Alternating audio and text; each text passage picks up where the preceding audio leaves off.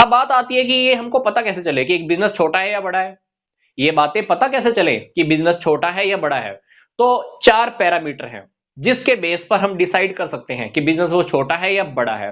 पहली बात, किसी भी बिजनेस में लगी हुई कैपिटल की इन्वेस्टमेंट, इसके बेस पर आपको पता चल सकता है कि वो बिजनेस बड़ा है या छोटा है।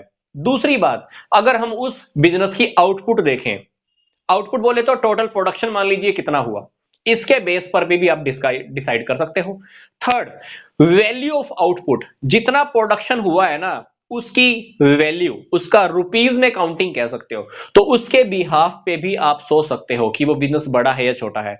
चौथा जो मेजरमेंट करने का जो तरीका है ना, वो है नंबर ऑफ वर्कर्स। किसी भी बिजनेस के अंदर वर्कर्स कितने हैं। मान लीजिए आपके घर के पास कोई बिजनेस है, उस बिजनेस के अंदर 5 ही वर्कर काम कर रहे हैं और साथ में एक फैक्ट्री है, उस फैक्ट्री के अंदर 50 लोग काम कर रहे हैं, तो आप क्या कहोगे कि वो बिजनेस बड़ा है और वो बिजनेस छोटा है।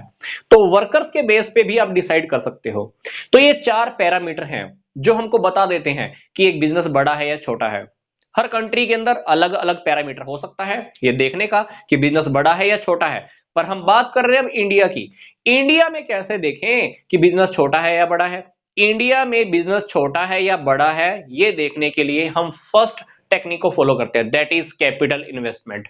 कैपिटल इन्वेस्टमेंट को हम ज्यादा देखते हैं।